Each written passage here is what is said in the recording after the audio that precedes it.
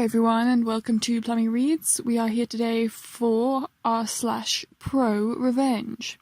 Okay, so let's get started. For our first story, we have a little piece called How to Train Your Roommate. This is a story of how I used Pavlovian conditioning to train my formerly obnoxious roommate to behave like a responsible adult. So, the three of us are nurses, and we all live in this company-provided apartment. Each of us has his own room, which is joined by this common area that doubles as a kitchen and dining area. But the walls are paper thin and don't provide enough soundproofing, so if one were to, say, have a loud conversation in the common area during the late hours of the night, it would resonate through all the rooms adjacent. But if you were in your own room talking to somebody, it wouldn't be heard outside. Basically, any sound that you make on the common room could be heard on all the rooms.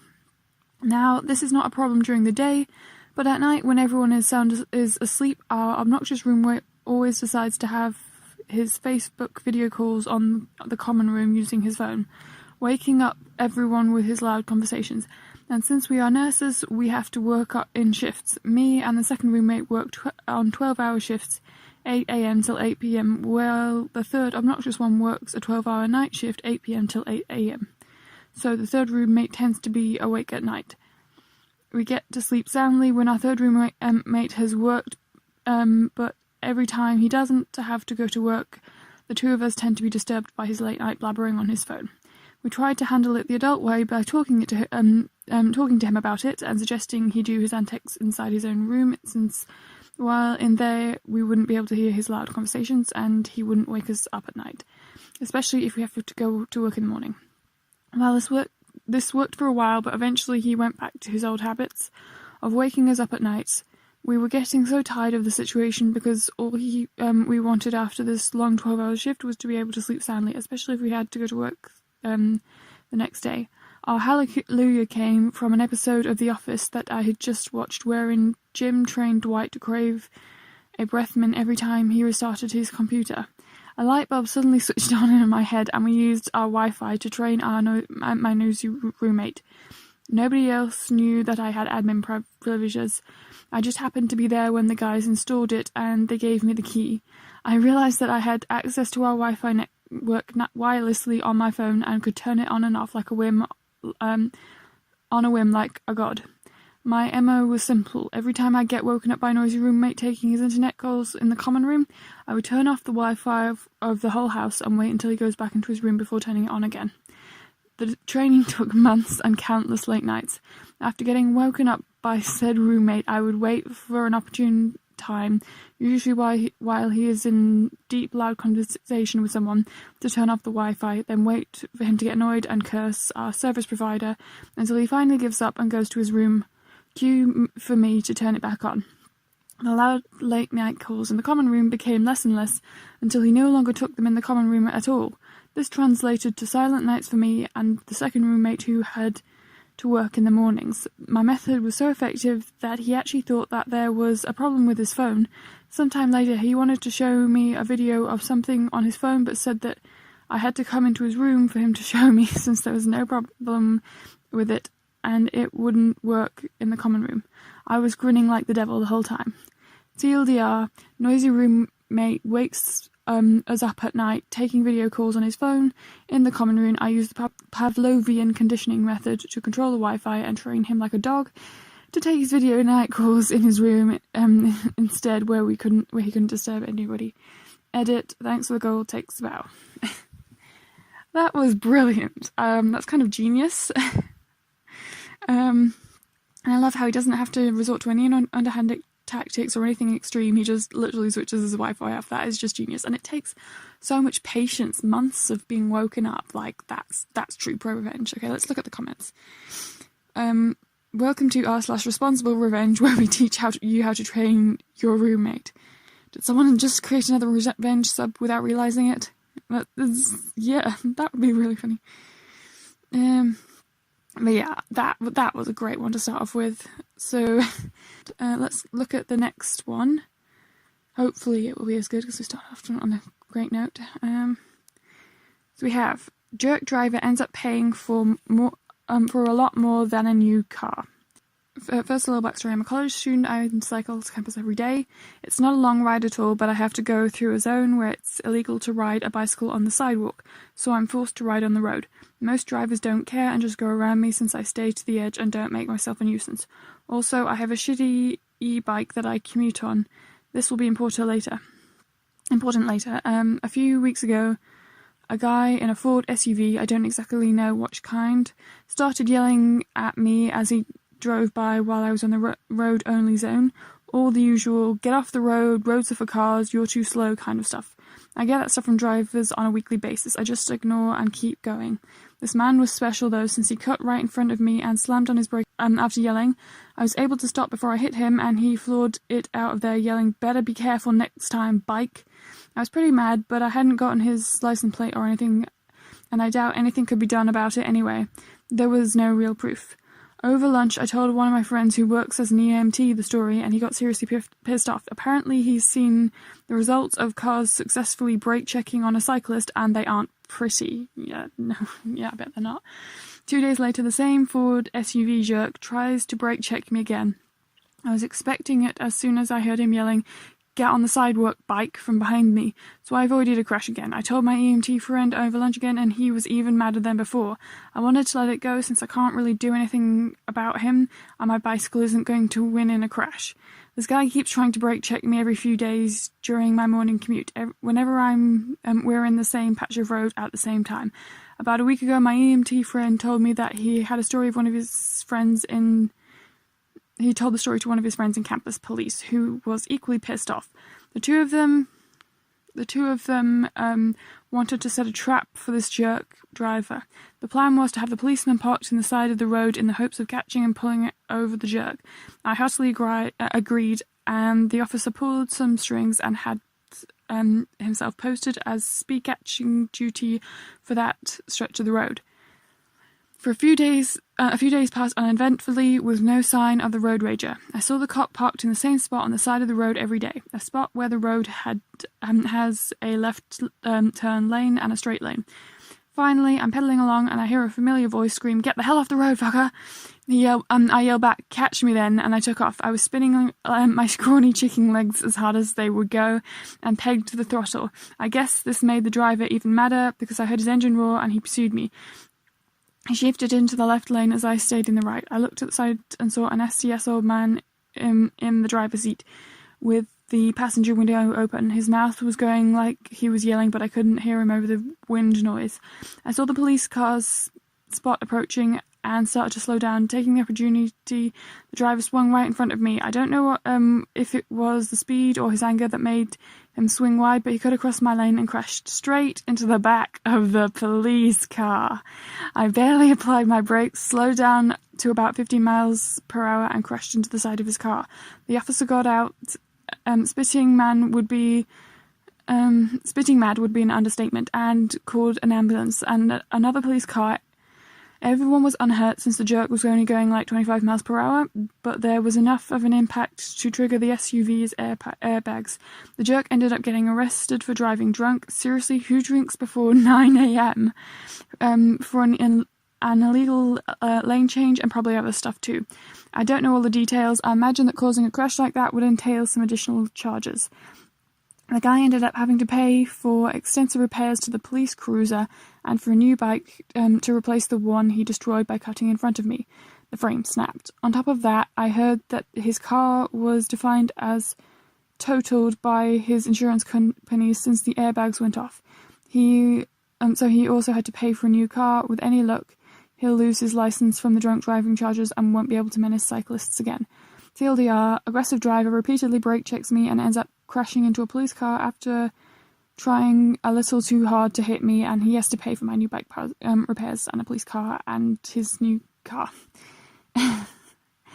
That's just crazy. I mean, I do see some people who just get ridiculously angry with cyclists for no reason, so I can believe that happened, but what an idiot. Oh. Yeah, the comment section. What an idiot is in the comment section. Yes, exactly. For something you are legally entitled to do. Not to mention how stupid he was for causing a scene when he was actively drinking and driving. I'm glad that you and the cop are okay. Ford jerk, hold my beer. Smashes into the police. Police, hold my donut. Yeah, although it is, it's funny that it ended up like that, but obviously that could have been a lot worse, because you think about it, cyclist versus an SUV, that could have ended up really badly for him. So, glad that that ended up with a good little revenge story. That's nice. Okay, let's finish off with one more story. We've got Don't Tell Mum the Dog Sitter's Dead. Oh, good grief, what have we got here? Okay, so this didn't happen to me, it happened to my sister. My sister moved up to SC from Florida. I'm not sure, not American, I don't know what SC is, but I'm assuming FL is Florida. About a year ago, but she still visits us periodically. We are a big, close family. Shortly after Thanksgiving, she flew down with her husband and son for one such visit. She has 3 geriatric dogs, so she got a dog/house sitter. MS, my sister, went through the basics of how they can only be fed at certain times. They get let out at certain times. They need to be in their crates from X hour to Z hour. Most importantly, they don't get treats. They get vitamins in place of treats, but those vitamins have to be given only twice a day. No food, no people food, very strict diets.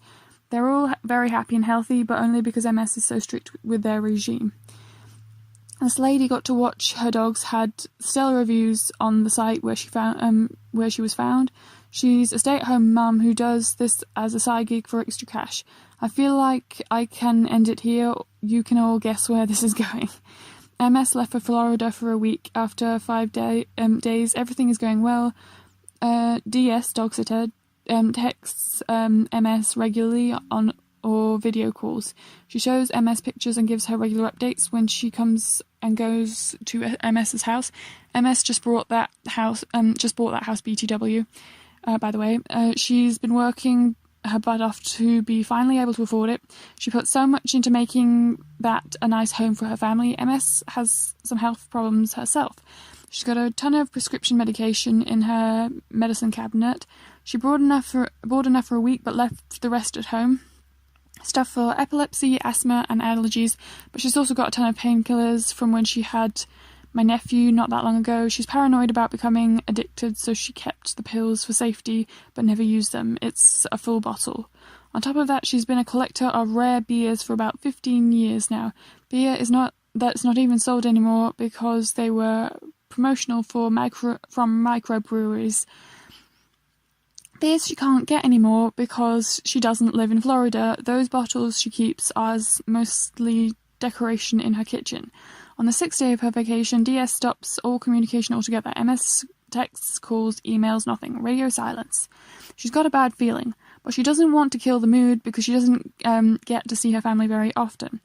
Day 7, she gets a late flight back to SC. The plane gets there around 2 in the morning. They drive an hour to their rural town. They get home. The front door is wide open. The lawn looks like someone is in a truck which DS happens to drive. Just tried to go drifting over the grass and a tree before vacating the premises quick. MS goes to handle my nephew, who is groggy and screaming. It's been a rough day. She's thinking the worst, that someone robbed the house while this poor lady was there. MS's husband, Bill, still goes inside to survey the damages. It's all clear. MS and nephew go inside too. The back door is wide open. The couch looks like it's exploded. The rug in the living room and the couch and pretty much every square foot of the bottom floor is covered in the kind of pee and poop that can only be made by 3 geriatric furry buttholes. The dogs, thankfully, are still in the backyard, but they're shivering and filthy. Aww. There's broken beer bottles everywhere. Some has been stuffed deep in the trash bag to hide the evidence. Some have been refilled with water and put back in with their tops precariously situated on top so it might look like they haven't been touched. 82 bottles, each growler-sized, roughly 64 ounces gone. The medicine cabinet is like one of those western ghost towns with a tumbleweed bouncing through. MS is already thinking that DS threw herself a party. No way in heck someone 5, 6 and 170 pounds drink that much beer and take that many pills and not be dead. MS called the cops, obviously. The police get there and figure this must be a break-in. They take a bunch of pictures, take an account of all the bottles and drugs that were missing. MS cleans what she can, but gets to sleep because thankfully the upstairs hasn't been touched. One day later, the police find DS. MS assume she's dead and abducted, so the police were looking for her and her car. They found the truck run off the side of the highway. This lady who, about 2 miles up, tweaking out of her mind, walking along the side of the road, was screaming at nothing. They take her for whatever charges, I don't know. Her husband bails her out and picks her up. According to her husband, this has happened before. DS has a drug and alcohol problem. At first, she's messaging my sister, super apologetic, saying she'll reimburse MS and please don't press charges. MS quotes her the price of the rug, the new couch, and the vet bills because her dogs had somehow gained access to 9 containers of doggy vitamins, and one of them was having liver failure. The dog is now fine, but she's an old Yorkie, so who knows. Also, MS buys in bulk from a wholesaler, hence the 9 containers. The total was somewhere around $800. MS didn't bother with the beers, the meds, and the lawn cleaning the house. She could have heck. I would have. I would have too as well. On top of that, MS demanded DS never dog sit again, and she refund MS for her dog sitting since MS works in advertising. I wouldn't say what kind, but basically, if she sees /saw DS advertising herself as a dog sitter ever again, she has the means to drag this lady until all she sees is mud for the rest of her life.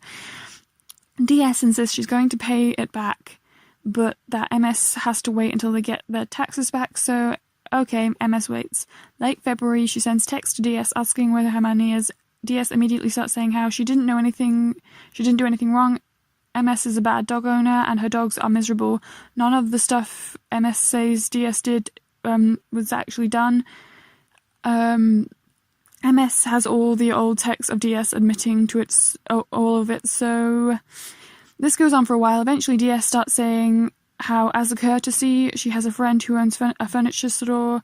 She will give MS a credit of $200 for a new couch, and she has an old rug she doesn't want anymore that MS can have.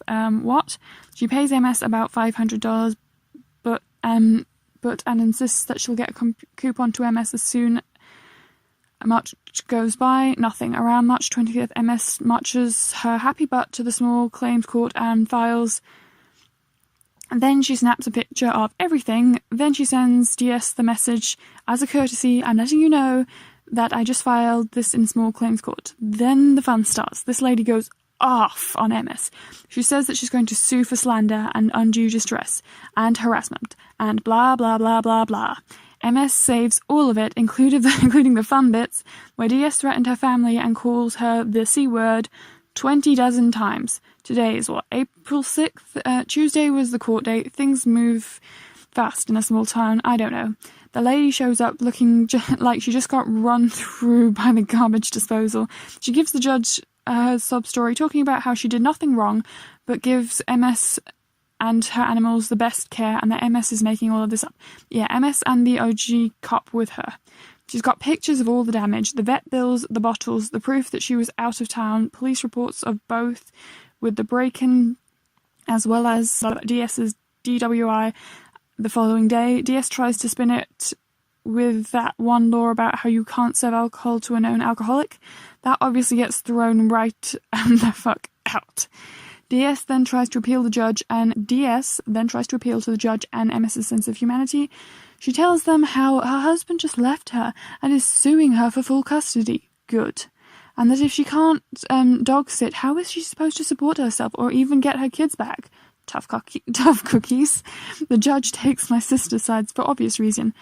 Come the fuck on. DS is homeless now, living with her parents. She can't see her kids, who, by the way, don't want to see her. Apparently, she was a drunk who ran her hubby's credit all the way down. She was abusive to her kids, and because of her heavy alcohol abuse, one of the kids has FAS, I'm not sure what that is. DS has 60 days to pay the remaining $300 or she faces jail time. I don't know how much time, sorry. Her husband filed for divorce already, and she lost her license thanks to that DWI. As a former addict myself, and someone who's been through a DWI, I want to sympathise. That's a lot of stuff to go through. MS gave her chance after chance, but at some point you have to take responsibility for your actions. It really seems like this lady has just been using her husband as a crutch while she tries to get better, only to backslide hard. It's rough, I know. I hope she gets the help she needs. MS's dogs are doing well. She got a replacement couch on Amazon for like $75, and a nice fluffy rug for even less. DS finally coughed up that for that coupon. It didn't even work. It was something like 20% off with a purchase of 500 or more, so no thanks. TLDR, world's poopiest dog sitter trashes my sister's house after going on a bender, claims she didn't do it, while also promising to pay the damages. Never pays, gets taken to court, loses her home, job, kids, and marriage. Yeah. That's insane. Oh. Well, on the bright side, at least it finally worked out for her, and at least her kids get to go away from this horrible woman. Oh, and the poor dogs. That made me so sad. The poor dog ended up with liver problems. I like dogs, by the way. A couch for $75 on Amazon. Wait till it comes. It's a painting of a couch. Definitely a dollhouse couch. Yeah, I don't think it's going to be a good one for $75 somehow. But good luck with the really cheap couch. Hopefully it turns out alright. But yeah, I think that will do it for today. I hope you guys enjoyed the stories we've had for today.